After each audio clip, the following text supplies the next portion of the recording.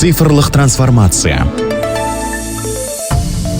Қазақстанда жасанды интеллектіні дамыту үшін деректерді басқару, инфрақұрылымды жетілдіру және кадр даярлау салаларында жұмыс қарқынды жүргізіліп жатыр. Цифрлық даму, инновациялар және аэроғарыш өнеркәсібі министрлігінде жасанды интеллект және инновацияларды дамыту комитеті құрылды. 2024-2029 жылдарға арналған жасанды интеллектіні дамыту тұжырымдамасы бекітілді. Терминология, стандарттар мен этикалық нормаларды әзірлеп, салалық заң қабылдау жоспарланып отыр. Елге жасанды интеллектіге арналған Орталық Азиядағы ең қуатты суперкомпьютер жеткізілді. Биыл Астанада жасанды интеллект орталығы ашылады. Еліміздің түкпір-түкпірінен дарындарды тарту арқылы жыл сайын мыңдаған маман, жүздеген стартап пен жасанды интеллект саласындағы ондаған ғылыми жобаны дайындау жоспарланған. Жеке тілдік модель әзірленіп жатыр. Бұл IT қызметтердің ішкі нарығын дамытуға ықпал етеді. Жасанды интеллект ұлттық платформасы іске қосылды. Ол адамдарға белгілі бір деректерге, есептеу қуаттарына және дайын модельдерге қол жеткізуге мүмкіндік береді. Бұл қадамдардың барлығы елімізде жасанды интеллектіні қолданудың берік институттық негізін қалыптастыруды көздейді.